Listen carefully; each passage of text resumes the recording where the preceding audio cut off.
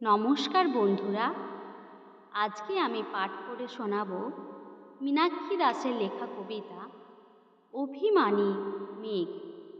কণ্ঠে শ্রাবণী পাল। একদিন আমি মেঘ হয়ে যাব কোনো শ্রাবণের ভোরে, আকাশে আকাশে একলা ভাসব জলকণা বুকে ধরে। ঘুম ভেঙে তুই দেখবি তাকিয়ে আকাশ অন্ধকার, আর ঝিরি ঝিরি বাতাসে বাজছে অভিমানী মল্লার।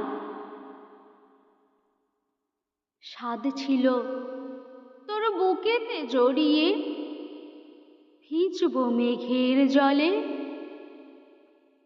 আর সহস্র মেঘ মাথার ওপরে ভেসে যাবে দলে দলে।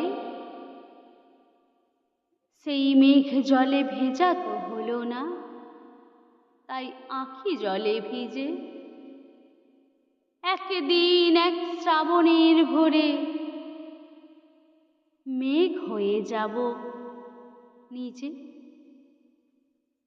আমার কবিতাটি যদি আপনাদের ভালো লেগে থাকে, লাইক, কমেন্ট ও শেয়ার করতে ভুলবেন না, এবং আমার চ্যানেলটি সাবস্ক্রাইব করে দিয়ে উপরে থাকা বেল আইকনটি টং করে বাজিয়ে দেবেন।